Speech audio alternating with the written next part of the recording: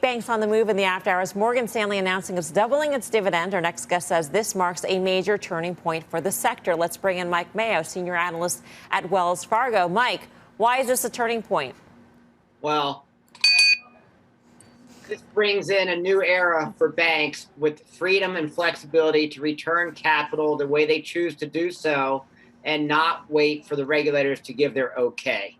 And so what you've seen so far with the banks out, you see a median dividend increase of 10%. And by the way, this is taking place with still low interest rates before loan growth has returned. And this amounts to what's really redemption for the banks and investors in banks. Remember, going into this recession, the pandemic, the concern was that if banks didn't fail, they certainly would be cutting their dividends. And here we have a median dividend increase so far on the banks that we've seen of up 10%. What we think this leads to, it might not be fast money. I know this is the show that I'm on, but we'll call it, somewhere between slow and fast money, because it should result in a virtuous cycle. Okay, right now you get the dividend increases, and then you realize that the yield on some of these banks on dividends or the all-in yield, buybacks and dividends to market cap look great. And then they show up on screens like the quant screens, and then you get a greater pool of investors, whether it's quant funds or dividend funds or income funds, starting to take a bigger look at banks and buying more banks. So it's a new era. It's redemption for the banks. It's a virtuous cycle. And take Bank of America as an example. They increased their dividend tonight by 17%. With buybacks, we think they'll be returning almost $30 billion over the next year. Now, their market cap is $350 billion.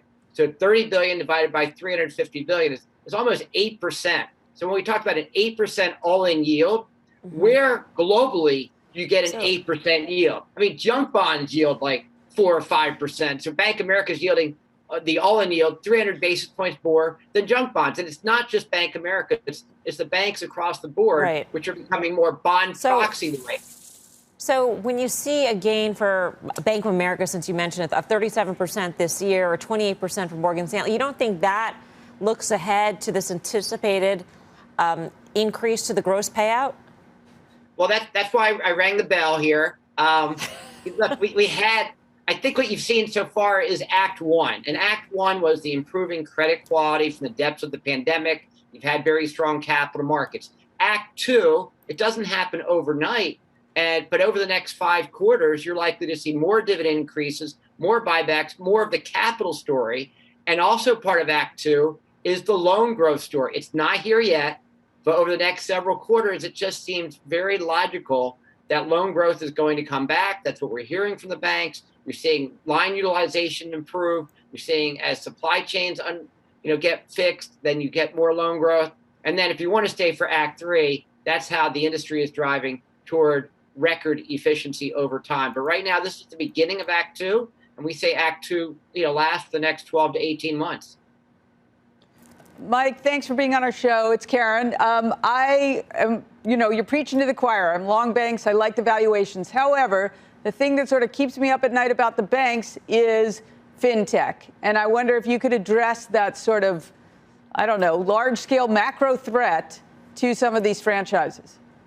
There are some fantastic fintech players out there. They've done a great job at capturing some of the underbanked or underserved. You certainly see they've taken big share in the payment space, and shame on the banking industry for allowing that to happen. Having said that, some of the best fintech players on the planet include Bank of America and JP Morgan, with tens of millions of customers and deepening relationships. It's not just like you used to have automatic bill pay or something like that, but now you have like multiple digital transactions that are building digital relationships. And you're really seeing them influence the environment a lot more, and they get a lot more efficient. And by the way, if you look at companies outside of banking who have really made that digital transformation, they get higher PE. So, we argue unsuccessfully so far that some banks like a Bank of America or a JP Morgan with this fintech advantage should have extra premium valuation. But for now, you're likely to see that in improving efficiency.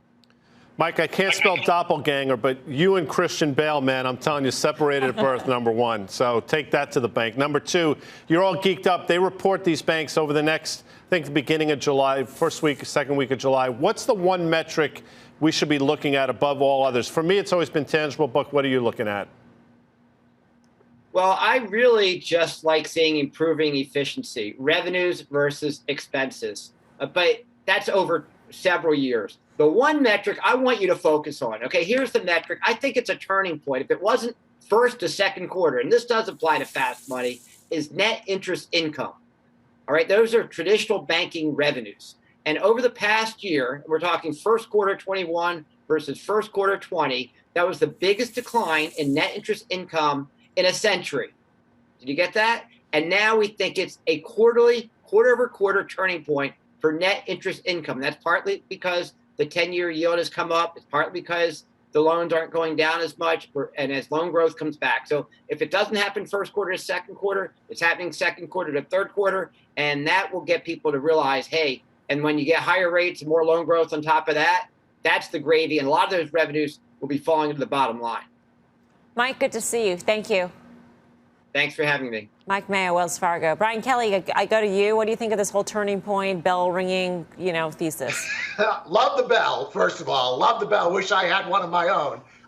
So listen, I mean, I think this goes to your time frame, right? So Mike said it very well. This is not necessarily a fast money trade. So what he's talking about is over the next 12 to 18 months. But in the short term, I think these banks have, number one, anticipated this, obviously. Maybe not Morgan Stanley. That seems to be a bit of a surprise. But secondarily, the yield curve is not flat, but it's flatter than it was last week. So I find them to be challenged. And in particular, the regional banks, to me, seem to be the ones that are challenged the most. So if I wanted to play in the financials anywhere, I'd be long fintech, and I would be short the banks, particularly the regional banks. Yeah. For all of Mike Mayo saying that fintech, JP Morgan's a great fintech player, it is Jamie Dimon himself who raised the threat of fintech in his letter. Tim Seymour, what did you find surprising, if anything, in terms of the gross payout increases that we've seen?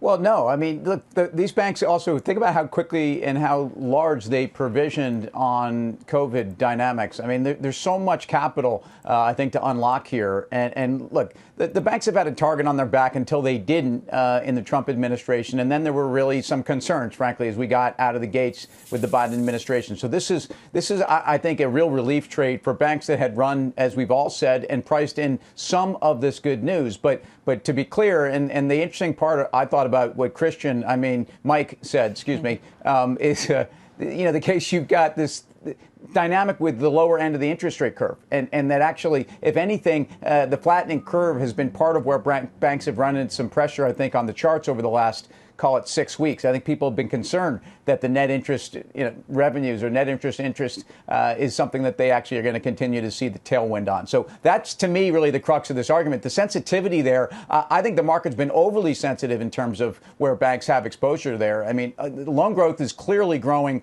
if you believe what we're all saying about the strength of the economy here. So I like banks. I think they have had a heroic run, but they've given some back, and this is time to get back into the trade.